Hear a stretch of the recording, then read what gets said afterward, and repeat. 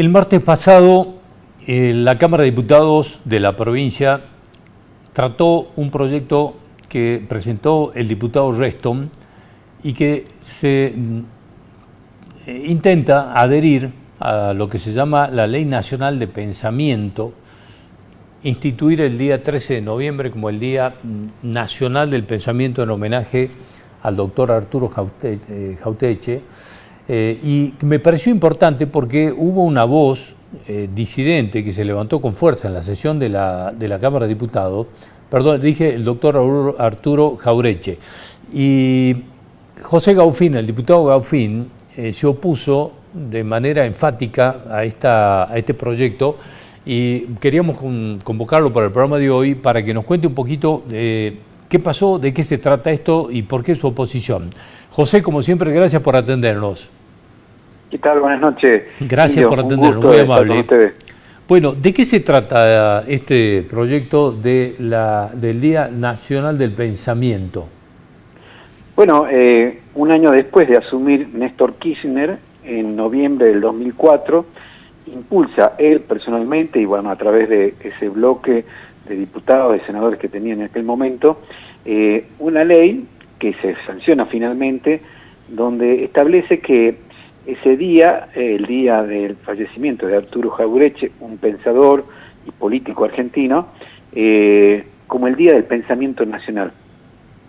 Esa ley tiene luego un artículo que es lo que me pareció más aberrante todavía, que establece que hay que pedirle, o el Ejecutivo tiene que, a través del Consejo Federal de Educación, instruir a todos los colegios privados y públicos de que en los contenidos de la primaria y de la secundaria había que enseñarles sobre la vida y la obra de este pensador Arturo Jauretche, que yo no quiero ni hablar de Arturo Jauretche porque no tengo ningún problema, respeto muchísimo la obra literaria y el pensamiento político de todos los argentinos, pero a mí lo que no puedo aceptar es que esta velada forma de querer colonizar un pensamiento nacional, ¿no?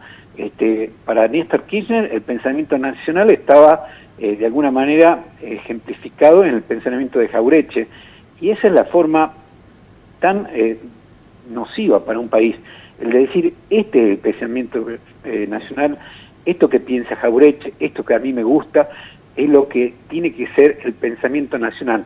Es el típico forma de decir, estos somos nosotros, la nación, el resto no, porque si yo no pienso como Jauretche o como Néstor Kirchner, evidentemente no soy la nación, evidentemente estoy, no sé, parado en el mar, digamos, ¿no?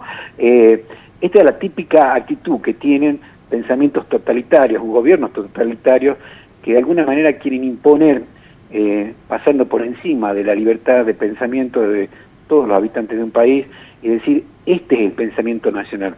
Esto tiene rasgos totalitarios, sin duda, nacionalistas, ese nacionalismo que ha hecho tanto mal a todo el mundo, que ha generado tantas guerras. Yo recuerdo perfectamente el nazismo, que tenía un pensamiento nacional firme, que ellos eran una raza superior, que había que reivindicar a la nación alemana, y eso derivó en una guerra mundial, un holocausto realmente, que cuando se piensa o se quiere con una actitud totalitaria decir esto es lo que hay que pensar, evidentemente estamos en problemas, ¿no? Son los rasgos típicos del totalitarismo y del nazismo y del nacionalismo, digamos, ¿no? José, tengo entendido que en tu oposición en la Cámara de Diputados, y te pido que me corrijas si no es así, vos utilizaste la palabra del peligro de adoctrinamiento. ¿Esto es así? Sí, lo usé porque ese artículo 3 de la Ley Nacional dice que hay que poner esto en los contenidos de la escuela primaria y secundaria. Yo me imagino una maestra diciéndole o enseñándole a un chico de 7 años, de 8 años, de 10 años, bueno, miren, Jauretche era un cordobés bastante batallador, que pensaba, que escribió estos libros, que estaba en Forja primero, que con el radicalismo, y que después se pasó al peronismo y que buscaba... ¿Saben qué? La Constitución es podríamos decir que es el pensamiento nacional. Eso es lo que hay que enseñar. Ese es el documento donde en un marco democrático y representativo logramos un texto donde está resumido las normas, por así decirlo, de convivencia de una nación y en las que pretendemos vivir como nación y salir adelante. Es decir, ¿cómo vamos a adoctrinar a nuestros chicos desde chiquitos de que el pensamiento nacional era lo de Jauretche? Es decir, eso es claramente un adoctrinamiento y eso no lo podemos dejar pasar ni aceptar como sociedad. Que convengamos que está muy bien que se estudie la obra del doctor Jauretche y su trayectoria política en el marco del estudio de absolutamente todos los pensadores y de todos los escritores que indudablemente han dejado una huella muy profunda en la Argentina.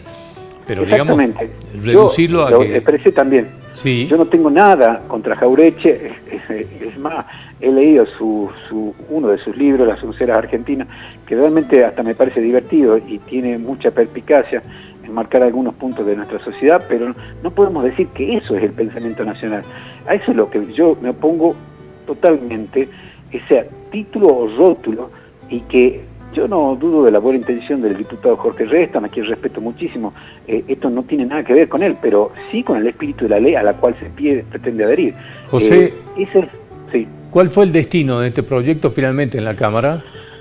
Bueno, solamente 6 diputados, 7 creo, se opusieron, se aprobó, aprobado por la totalidad del saencismo, tiene media sanción, pasó a la Cámara de Senadores para su tratamiento y ojalá que pueda haber allí una voz que de alguna manera impida que este proyecto, que es una ley del 2004, adherirnos ahora a una ley del 2004 cuando estos tiempos del país han cambiado, donde el espíritu de libertad está a flor de piel de todos los jóvenes, digamos. Además, ¿no? donde hay situaciones, me parece, muchas más serias para discutir en materia educativa, ¿no?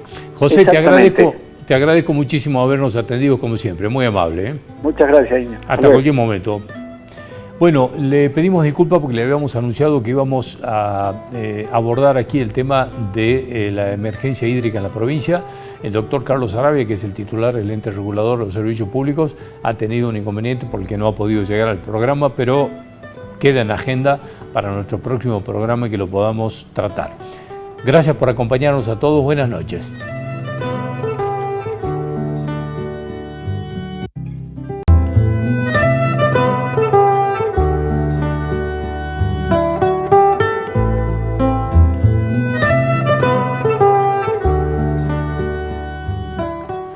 Hola, muy buenas noches, bienvenidos, gracias por acompañarnos. Estamos en cadena 365 Televisión y en esta hora intentaremos acompañarlos con algunos de los temas relevantes de la semana y que sin lugar a dudas intentamos aquí tratar de resumirles, de sintetizarles y de darles algunas precisiones, algunos datos precisos de los problemas que entendemos nosotros son del interés de la gente, o por lo menos en los que la gente ha puesto fundamentalmente el interés. Uno de ellos tiene que ver con el transporte público, que en las últimas horas hemos tenido noticias y hemos conocido que las federaciones que agrupan a los servicios de transporte público del interior han puesto una alerta sobre el servicio. Están hablando de que necesitan una readecuación inmediata de las tarifas, porque creen que el transporte, o por lo menos tal cual está establecido el sistema de transporte, puede colapsar.